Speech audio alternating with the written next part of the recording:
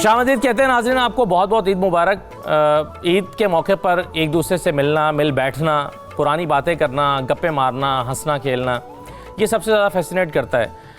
हम ईद के मौके पर बाज़ औक़ात फ़िल्मी सितारों के साथ बैठते हैं, अपने सीनियर्स के साथ बैठते हैं, दोस्तों के साथ बैठते हैं और कुछ पुराने वाक़यात का जिक्र करते हैं, कुछ पुरानी बातों को ताज़ा करते हैं। एक रूटीन भी ब्रेक हो जाती है क्योंकि रोज़ाना सियासत की बातें करके, करंट अफेयर्स की बातें करके उकता चुके होते हैं। तो ईद के मौके पर आप भी कुछ ऐसा ही देखना चाह रहे होते हैं।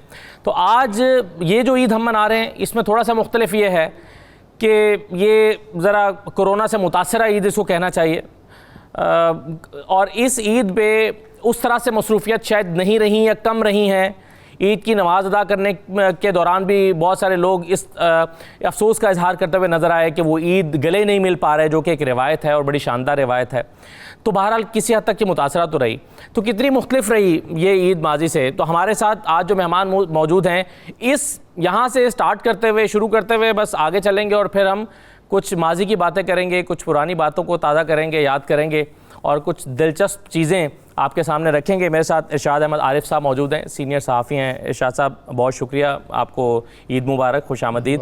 वसी शाह साहब हमारे साथ मौजूद हैं। आप रमज़ान में 92 न्यूज़ पर ही इफ्तार ट्रांसमिशन में देखते रहे, आपको भी शाह जी खुशामदीद और ईद मुबारक। हारून रशीद साहब हमारे साथ मौजूद हैं, सीनियर सहाफ़ी हैं, मुकाबिल प्रोग्राम में आप रोज़ाना उन्हें देखते हैं। हारून साहब आपको भी खुशामदीद और ईद मुबारक। कासिम अली शाह साहब हमारे साथ मौजूद हैं, मोटिवेशनल स्पीकर हैं, बहुत अच्छी बातें करते हैं, बहुत फ़ैन फॉलोइंग है कासिम अली शाह साहब की, बहुत से लोग उनसे बहुत कुछ सीखते हैं, एक उस्ताद हैं और बहुत से कॉन्सेप्ट लोगों के जो बेसिक बुनियादी चीज़ों के बारे में हैं और बुनियादी और सादा ज़िंदगी के बारे में वो बहुत क्लियर करते हैं। शाह जी आपको भी खुशामदीद कहते हैं और ईद मुबारक कहते हैं। मैं शाह साहब आपसे शुरू करते हुए मैं जानना ये चाहूँगा कि ये आज हमने लोगों को थोड़ा सा डिप्रेस देखा कि जी कैसी ईद आई है। एक तो ज़ाहिर है वो हमारा दिल अफसुर्दा थोड़ा सा रहा है हादसे की वजह से भी, लेकिन कोरोना की वजह से भी जो एक्टिविटीज़ हैं वो मुतासर हुई हैं, तो लोग गले नहीं मिल पाए, उस तरह से ईद नहीं मिल पाए। तो कितनी मुख्तलिफ रही और इसमें क्या दिल तोड़ने की बात है, यानी अब बहुत अफसुर्दा होने की बात भी है? नहीं, अफसुर्दा होने वाली तो उस हादसे के हवाले से है या कोरोना भी एक आफत है उसके हवाले से, अदरवाइज़ तो नहीं है। लेकिन वो जो ईद की तैयारियों का जोश जज्बा होता था वो ना होने की वजह से ईद का दिन भी ज़ाहिर बात है फिर वो उस तरह का नहीं रहा। एक तो वजह ये हुई। दूसरा चूँकि समाजी फासले की पाबंदी हम जैसे लोग तो लाजमन कर रहे हैं और हमारे मिलने वाले भी, तो ये जो होता था कि ईद के फ़ौरन बाद मेल मिलाप शुरू हो जाता था, वो नहीं हुआ। ना कहीं जाना हो सका, ना कोई आया, तो वो भी एक मामला रहा। जब किसी ने आना भी नहीं है, कहीं जाना भी नहीं है, तो ज़ाहिर बात है फिर कपड़े पहनना, फिर वो कुछ तैयार करना, घर में भरपूर तैयारी करना, सिवाय नमाज ईद के और कोई एक्टिविटी रही नहीं थी। तो इस वजह से आप इसको अफसुर्दगी नहीं कह सकते, बोरियत कह सकते हैं कि भाई थोड़ा सा ये पहलू था। लेकिन बहरहाल अल्लाह का शुक्र है कि रमज़ान मुबारक मुकम्मल हुआ और रोज़ेदारों के रोज़े मुकम्मल हुए। अल्लाह ताला ने एक और ईद हमारे नसीब में। वैसे तो ये ईद कुछ लोगों के ख्याल में अचानक से भी आ गई, क्योंकि कल जिस तरह से ऐलान ताख़ीर का शिकार होता, बहुत सारे लोगों ज़हन बना पीर को 10 बजे तक। लेकिन और जब शुरू भी किया मुफ्ती साहब ने तो ऐसा लग रहा था कि नहीं ये तो पीर को जाएगी, लेकिन अचानक से समझ नहीं आ रही कि चांद का शुक्रिया अदा करें या फवाद चौधरी साहब का या मुफ्ती साहब का। अच्छा, ये सभी को थोड़ा शुक्रिया अदा करें। एलिमेंट खास तौर पर अखबार नवीसों के लिए जो था ना, ये बहुत बड़ा झटका था क्योंकि वो तैयारी करके बैठे थे। हम तैयारी अखबार की और अंदाज में कर रहे थे और उसके बाद अचानक ऐलान हो गया हमें। अच्छा, वो होता यह है कि अखबार जल्दी भेजना होता है ईद के रोज़। अब रात 10 तो बज गए, अब वो जल्दी बाकी कहाँ रहती है, तो जल्दी में जो हो सका वो करना पड़ा। और जो तैयारी करके बैठे थे कि कल भी आराम से आएंगे, काम करेंगे, उसके बाद जाएंगे, परसों ईद मनाएंगे, वो भी हो गए। जिन लोगों की एतवार की छुट्टी होती है, वीकली ऑफ होती है, वो सबसे ज़्यादा अफसुर्दा थे। शाह जी अब तो वैसे बरस हो गए, आपको सेलिब्रिटी बने हुए, लेकिन उससे पहले आपको याद है कि आपकी तब कैसी थी और उसके बाद कैसे मुख्तलिफ हुई? मतलब बरस मैंने इसलिए कहा कि मैंने आपको जब पहली मरतबा कॉलेज के ज़माने में देखा, आप मैं FC कॉलेज में पढ़ता था, आप वहाँ पर तशरीफ़ लाए और आप अपनी शोहरत के उरूज पर थे माशाल्लाह, जैसे आज भी है।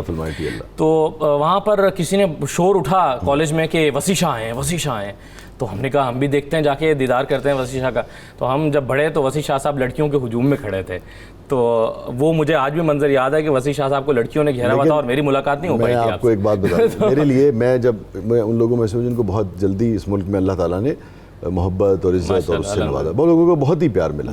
मगर जब मैं 19-20 साल का नौजवान था, जब आहन किया था, किताब आई थी, उस वक्त भी मेरे लिए मेरी जो फ़ैन थी उनका रुतबा और मकाम ऐसी था जैसे मेरी बहन का होता है या अपना आपके, चूँकि मैं समझता हूँ कि जो सेलिब्रिटी का और किसी भी नौयत की और जो फ़ैन का ताल्लुक है वो ताल्लुक है जो बाप का भाई का। ये वजाहत आप भाभी के लिए तो नहीं आपने जो हुजूम का बता दिया तो मैंने ये नहीं हकीकत छोटा मैं तब भी जाहिर है नहीं ये सवाल ऐसे ज़्यादा अहम है कि ये भाभी के लिए भी कर रहे हैं, वो मान लेंगी इस वजाहत। ये सवाल है, उन्होंने तो फिर भी नहीं मानना, वो तो आपको पता ही कहते हैं टेढ़े टेढ़े उड़ रहे थे तुम।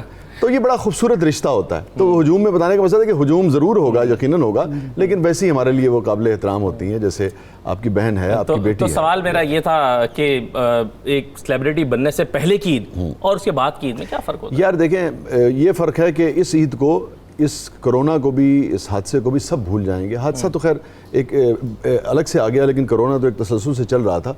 इसको अगर कोई नहीं भूलेगा ना तो आज के दौर का बच्चा नहीं भूलेगा, क्योंकि सबसे ज़्यादा नुकसान जो है इस कोरोना ने बच्चे का किया है, क्योंकि उसकी ईदी जो है वो बहुत सारे लोगों की मारी गई जो उसने पिछले 2 महीने से टारगेट कर रखे थे। मुख्तलिफ तरह के अंकल, मुख्तलिफ तरह की आंटियाँ, चचा, मामू, ताया, दोस्त, वालिद के दोस्त, उनमें से बहुत सारे लोगों से मुलाकात इस मरतबा नहीं हो सकी है। तो वो लाज़ बात है, जब वो चली जाएगी तो बाद में कौन आपको पता उजरत देता है। हमारे यहाँ बड़ों का तो फ़ायदा हो गया, बड़ों का तो फ़ायदा हो गया, लेकिन मैं आपको एक शाहजी एक कंपनसेशन भी है बच्चों के लिए कि पहली दफ़ा वो एक ऐसी ईद मना रहे हैं जहाँ 1.5 महीना 2 महीने उन्हें माँ बाप बहन भाई के साथ इकट्ठे गुजारे, क्योंकि पहले उनको वालिदैन की मसरूफियात की वजह से वक्त नहीं मिलता था और वो चाहते थे, वो ईद का इंतज़ार इसलिए करते थे कि चलो जी 2 दिन तो इकट्ठे गुजारेंगे, लेकिन अब वो 1-1.5 महीने से इकट्ठे गुजार रहे हैं। तो ये खुशी जो है ना वो कंपनसेट करेगी इस बात को चलो ईदी कम भी मिली है तो कोई फ़र्क नहीं पड़ता, लेकिन खुशी ये है कि जी हमने इकट्ठा वक्त गुजारा। और छोटे बच्चे जो स्कूल नहीं जा रहे वो सबसे ज़्यादा खुश है कि हमें स्कूल की ज़हमत नहीं उठानी। हाँ, उनको बहुत खुशी, क्योंकि वो एक बड़ा अवामी सा गीत था ना कि जिसने मेरे दिल को दर्द दिया उस शक्ल को मैंने भुलाया नहीं। आज तक हर वो अंकल और आंटी जिन्होंने मुझे ईद पे ईदी नहीं दी थी उनकी तस्वीर जो है ना वो मेरे ज़हन में भूला नहीं हूँ मैं। तो बच्चों को मुझे लगता है कि ज़रा नुकसान हुआ है। बिल्कुल सही है हारून साहब, मैं हमेशा से इंटरेस्टेड रहता हूँ कि अपने जो सीनियर्स हैं उनके इब्तदाई दिनों के बारे में जानूं, ताकि एक मोटिवेशन मिलती है कि हम जब कि आपके जो इब्तदाई दिन थे जिसमें आप अपने करियर के आगाज़ में थे और हमारा, फिर हम कंपैरिजन करके उससे देखें कि हम किस तरह से काम करें और हमारे सीखने के लिए क्या है। तो कुछ बताएंगे आप इस फील्ड की तरफ कैसे आए? जर्नलिज्म, अखबार नवीसी आपने चूज़ किया, इसको हादसाती तौर पर आ गए, पैशन था आपका? इब्तदा में कितनी तनख्वाह आपको मिलती थी और इब्तदाई दिनों में आपकी मसरूफियत क्या होती थी अखबार में? पहली तनख्वाह 200 रुपये थी। अच्छा, ये कोई 51 ईयर्स पहले की बात है, लेकिन वो 200 रुपये समझिए आज के, वो अप्रेंटिसशिप ही थी, 20-30 हज़ार रुपये के बराबर तो होंगे।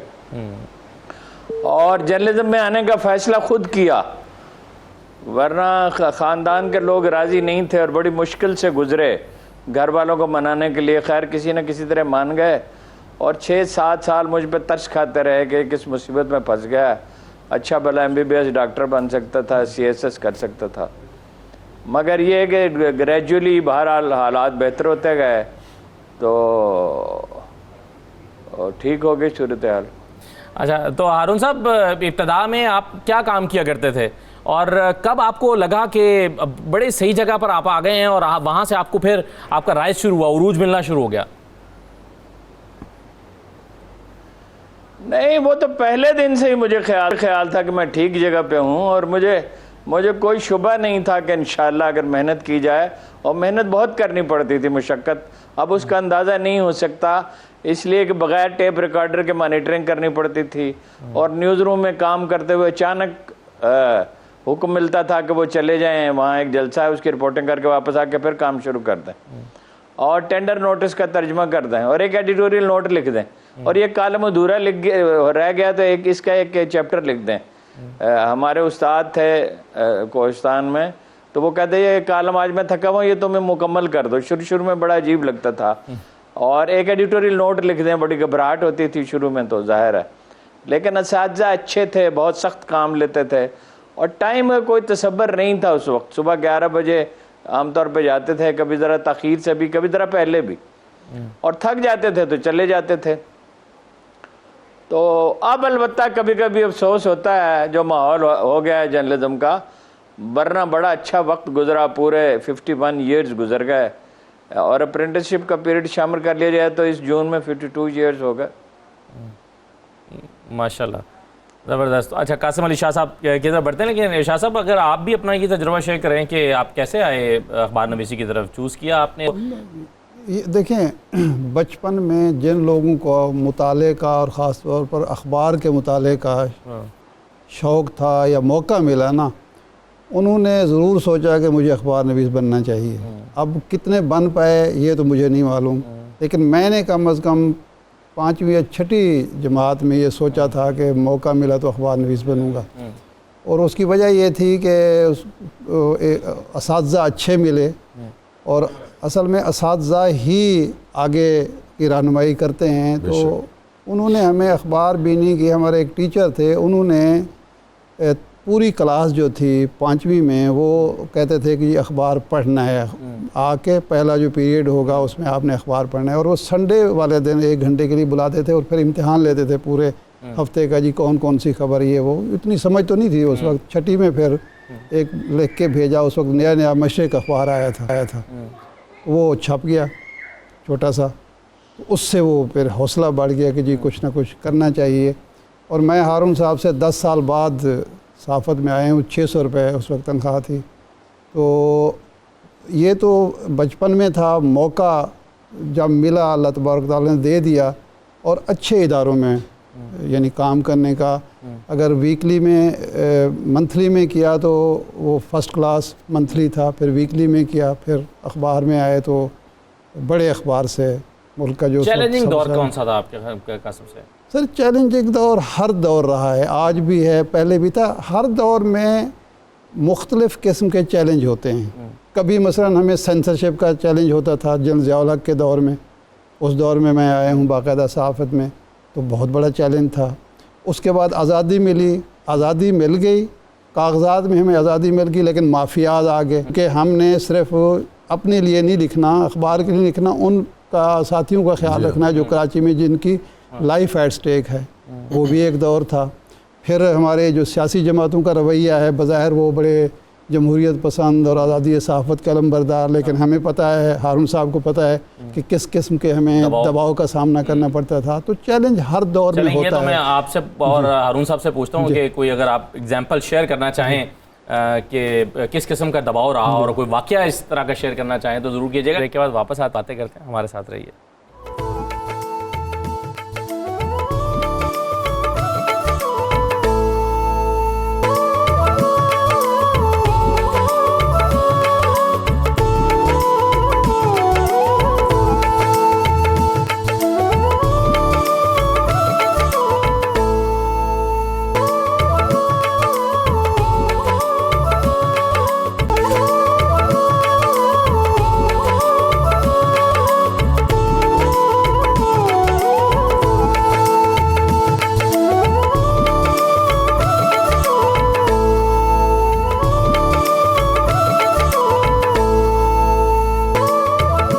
दोबारा आपको खुशामदीद कहते हैं। हमारे साथ मेहमान मौजूद हैं कासिम अली शाह साहब। मैं आप अभी इब्तिदा में जिक्र कर रहा था कि आज कुछ लोग उदास भी दिखे कि ये कैसी ईद आई है, कोरोना से मुतासर है, नमाज ईद उस तरह से नहीं हो सकी, या गले नहीं मिला जा सका, और घरों पर बंद हैं, वो महफिलें नहीं हो पा रही, वो दोस्तों की, वो फैमिलीज़ की।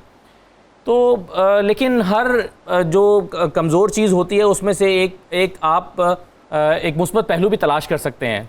तो शाह जी, आप कुछ निकाल सकते हैं मुस्बत पहलू इसमें से?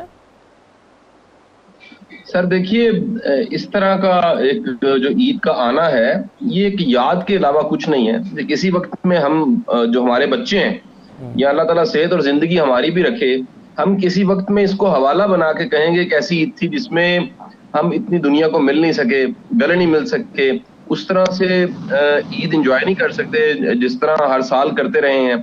और सबसे बढ़ के कहूँ, वसी शाह साहब की बात बिल्कुल ठीक है कि ईद इसने बच्चों को बड़ा मुतासिर किया और इसके साथ साथ दुकानदारों को भी बड़ा मुतासिर किया, क्योंकि ये जो एक्सपेक्टेड थी कि इतनी सेल्स हो जाएंगी वो नहीं हुई, कारोबार के हालात इतने अच्छे नहीं थे, और इसके साथ साथ बच्चे जो जिनका पूरा कह लीजिए साल इंतजार उनका होता है कि वो ईदियां लेंगे, वो उस तरह से ईदियां नहीं ले सके, बाकी मिलना मिलाना उस तरह नहीं हो सका।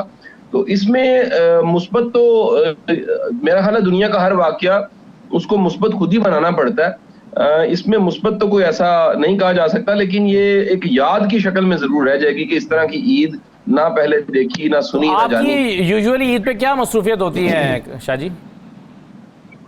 सर मेरी बिल्कुल उस तरह दो हिस्सों में तकसीम हो जाता है। वो जमाना जो हमारी अपनी ईद होती थी, जो बचपन का वक्त था, उसमें तो असल में बच्चों की ही ईद होती है।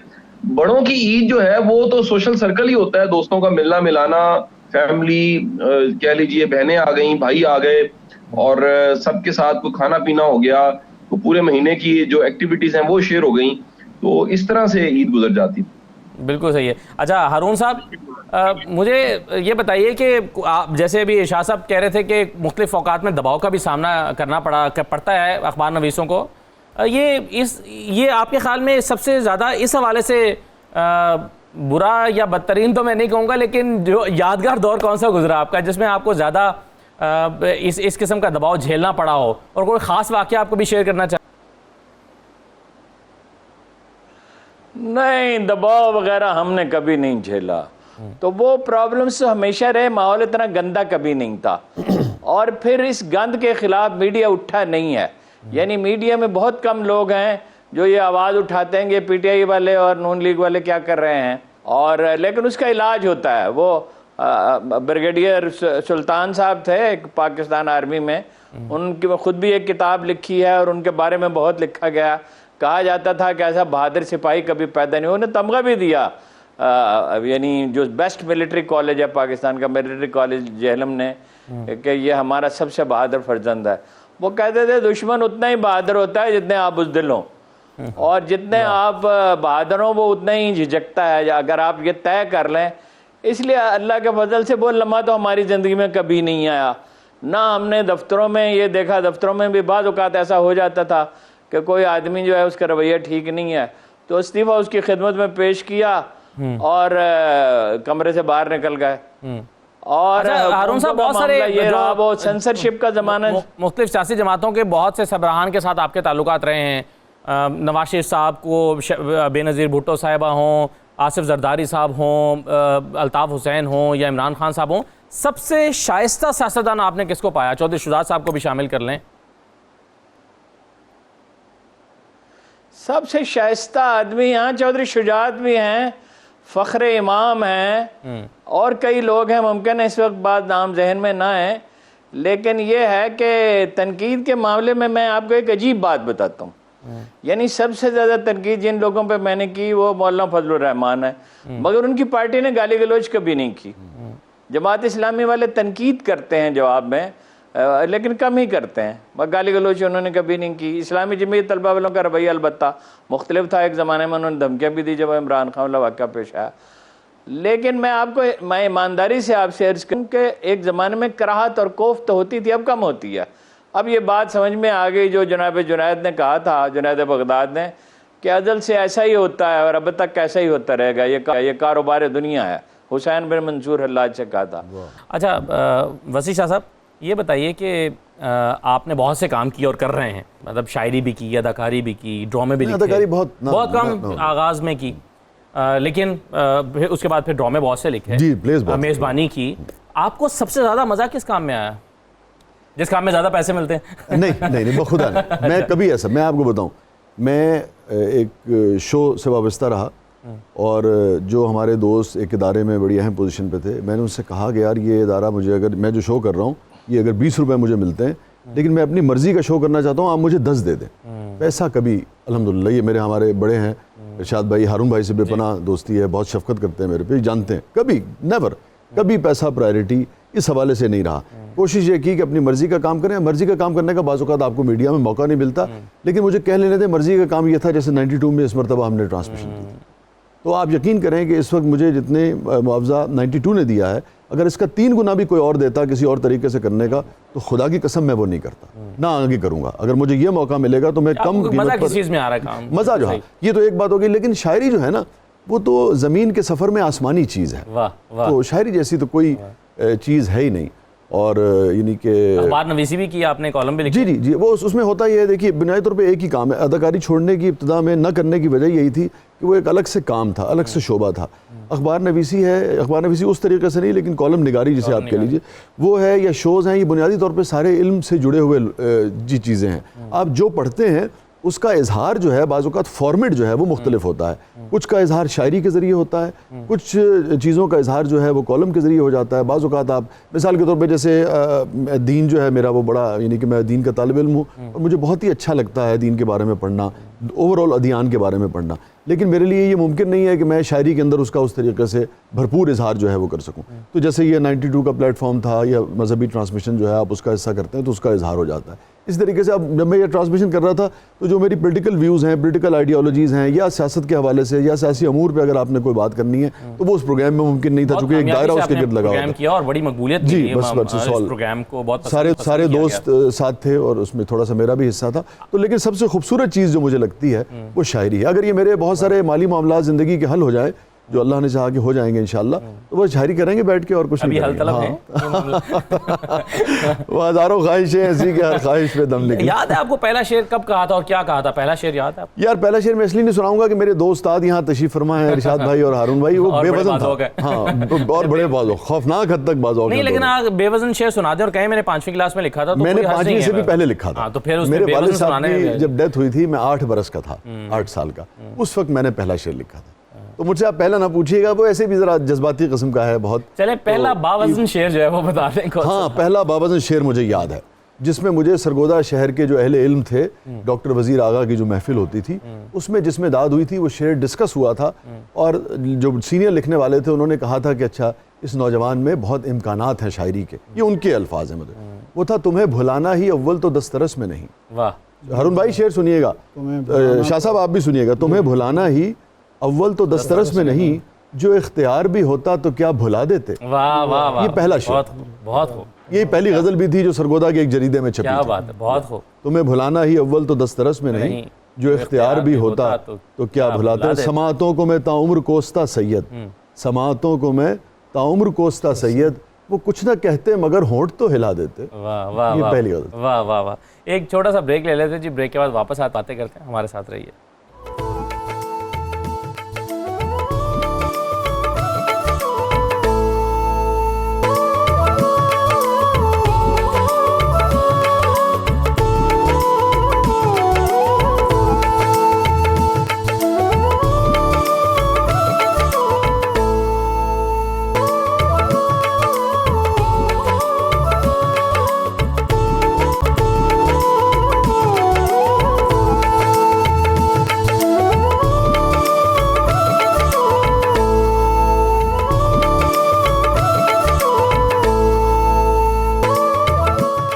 आपको खुशामदीद कहते हैं। हमारे साथ मेहमान मौजूद हैं। इरशाद अहमद आरिफ साहब हैं, वसी शाह साहब हैं, कासिम अली शाह साहब हैं, हारून रशीद साहब हैं। मैं अभी ये तमाम मेहमानों से उनके इब्तदाई दिनों की बातें कर रहा था। हारून साहब से भी मैंने पूछा कि कैसे आगाज़ हुआ, अखबार नवीसी की तरफ कैसे माइल हुए।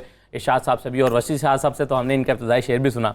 तो कासिम अली शाह साहब, आपसे भी मैं ये जानना चाहता हूँ कि आपने क्या पहले से सोच रखा था उस्ताद बनेंगे, और फिर उस्ताद बनने के बाद फिर मोटिवेशन आपसे लोगों को मिलना शुरू हुई, तो आप मोटिवेशनल स्पीकर बन गए और बहुत सारे लोग अब आपको इन दोनों रूप में देखते हैं। तो क्या आपने क्या सोच रखा था अपने बारे में कि क्या बनेंगे आप?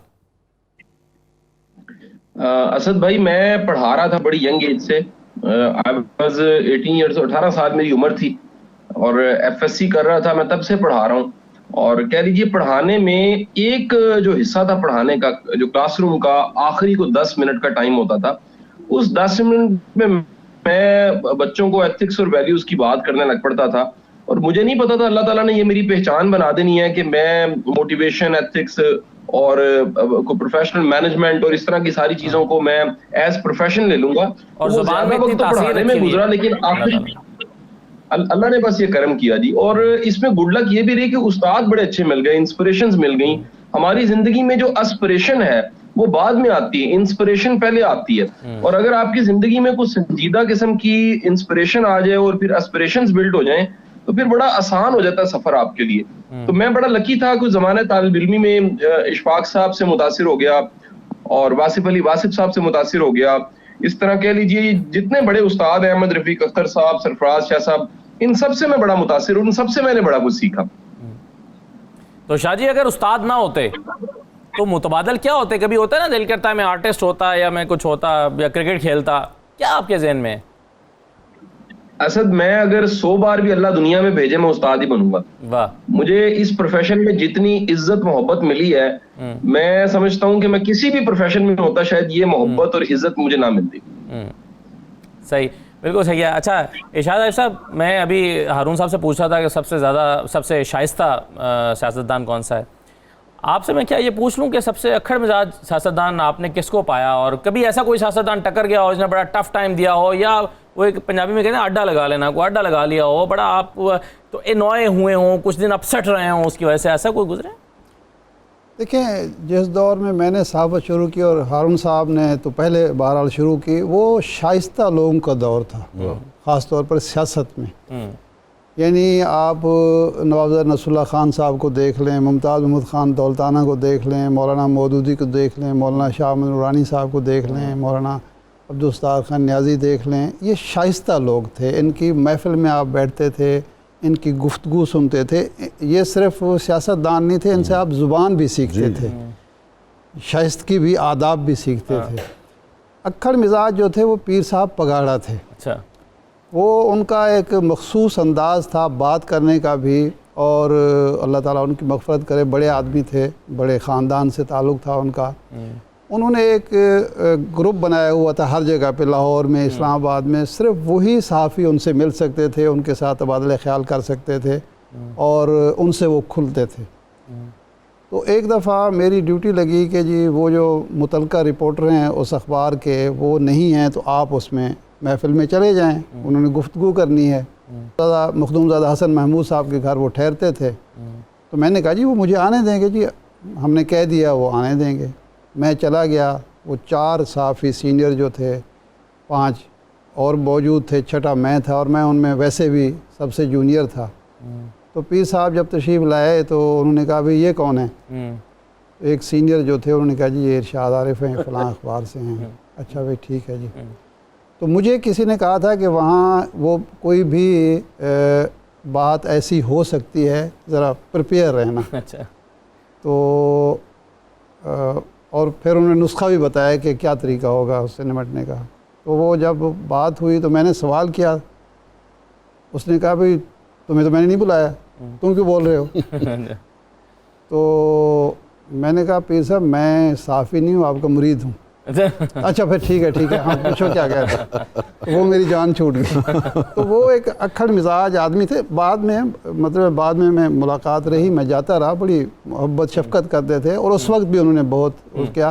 तो पता ये चला कि जी वो अमूमन उनका रवैया यही होता है। अच्छा हारून साहब, अब मेज़बानी का तज़किरा हुआ किया शाह साहब ने, तो मुझे ख्याल आया कि मैं आपसे ये सवाल करूँ, आपने किन सियासतदानों में से किसको बहुत अच्छा मेज़बान पाया और किसको बहुत बुरा मेज़बान पाया? आमतौर पे इमरान खान साहब के बारे में ये मशहूर है कि वो कोई ज़्यादा अच्छे मेज़बान नहीं है। नहीं अच्छे ही थे, हमें तो कोई बुरा मेज़बान मिला। मेरे जहन से उतर गया उस वक्त सबसे जो शाइस्ता लोग थे, मुमताज़ दौलताना को भी शामिल कर सकते हैं, मगर वो नवाबजादा नसरुल्लाह खान और मौलाना मौदूदी थे। यानी जिनकी ज़ुबान से ये गुमान नहीं हो सकता था कोई अदना लफ्ज़ निकले। और नवाबजादा नसरुल्लाह खान साहब का मामला तो ये था कि उनके साथ गुफ्तगू करना, मुझे कोई मौजू लफ्ज़ ज़हन में नहीं आ रहा, यानी एक तय्युश की बात थी कि आपकी उनसे मुलाकात होगी। मैं रात को देर से जाता था, कोई 10-11 बजे, आमतौर पे जब लोग खाना वाना खा चुके होते थे तो वो 12-1 बजे तक जागते थे। तो जो उनके साथ गुफ्तगू का इंबसात था वो भूलता नहीं है, बहुत सी बातें याद आती हैं। इधर आपने कोई ढंग का जुमला कहा, इधर एक शेर उन्होंने आपको सुनाया बरमहल। और आखिरी मुलाकात में जिसके बाद उन्होंने मुझसे कहा कि तुम मुजफ्फरगढ़ आ जाओ, खानगढ़, और मैं अपनी सारी उम्र की डायरियाँ तुम्हें दे दूंगा। मैं न जा सका, आज तक मुझे उसका अफसोस है। और मेरे कान में एक जुमला भी कहा जो उनकी अमानत है कि फ़लाँ शख्स के बारे में कुछ बातें तो मैं बताऊँगा, और बहुत ही तारीख़ी कुछ वाक़यात हैं। तो नवाबज़ादा नसरुल्लाह खान से 68 में मैंने पहला इंटरव्यू किया, 68 में, और आखिरी वक्त तक उनसे मुलाकात रही। मैं इसकी गवाही देता हूँ, एक अदना लफ्ज़ उनकी ज़ुबान से मैंने नहीं सुना। क्या जो सख्त तरीन जुमला उन्होंने कहा अपनी वफात तक, यानी कोई 40-45 बरस में, वो झूठी खबरें एक अखबार छाप रहा था, मैं नाम नहीं लेता, एक मशहूर अखबार नवीस थे, तो उन्होंने सिर्फ इतना कहा और उसमें वो रंजीदा हो गए ये जुमला कहते हुए कि अखबार नवीस के कलम में और हज्जाम के उस तरह में कुछ फ़र्क तो होना चाहिए, वरना वो मौला मदूदी से हमने कभी कोई ऐसा लफ्ज़ नहीं सुना। अच्छा, फिर एक और अजीब बात है, आपको मुलाकात के लिए वक्त तय करने की ज़रूरत नहीं थी।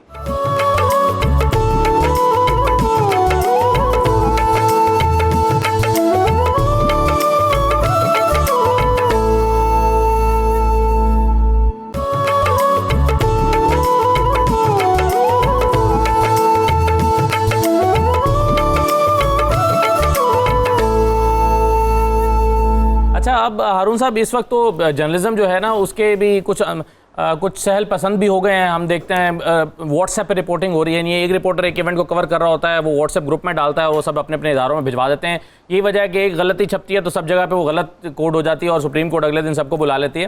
लेकिन एक ज़माना था, मैं चौधरी शुजात साहब की किताब पढ़ा था जिसमें वो कह रहे थे कि जब अपोजिशन की जमातों ने एक अलायंस बनाया तो उसमें वो इन कैमरा सेशंस थे। हमने सोचा कि इसकी कोई बाहर कवरेज नहीं, मतलब अखबार नवीसों के पास नहीं जाएगी, लेकिन अगले दिन वो अखबार में छप जाती थी। तो फिर कुछ दिन के बाद पता चला, जब एक सियासी रहनुमा जो बैठे हुए थे मीटिंग में, उनका पाँव टेबल में किसी के नीचे किसी से टकराया, तो पता चला एक रिपोर्टर वहाँ पर आके बैठ जाते हैं टेप रिकॉर्डर लेकर, और वो उसको कवर कर अगले दिन वो अखबार में छाप देते हैं। वो सऊद साहिर शायद उनके बारे में उन्होंने लिखा। तो ये रिपोर्टिंग के एक चैलेंजेस हुआ करते थे। आपको याद है किस तरह से जोखिम उठाना पड़ते थे रिपोर्टिंग के लिए? नहीं, देखिए, ओवरऑल रिपोर्टिंग का म्यार तो पहले से बेहतर हुआ है, इन्वेस्टिगेटिंग रिपोर्टिंग है। ये अलग बात है कि बाद लोग स्कैंडल्स की तरफ मायल हो गए। स्कैंडल कोई चीज़ नहीं है, आपको हकीकत वाक़या बयान करनी चाहिए। अच्छा शाह साहब, अभी एक जुमला जब हारून साहब ने कहा कि रिपोर्टिंग का म्यार अब बेहतर हुआ है, आपके ख्याल में आज के दौर में सहाफ़त ज़्यादा चैलेंजिंग है या पहले ज़्यादा चैलेंजिंग थी?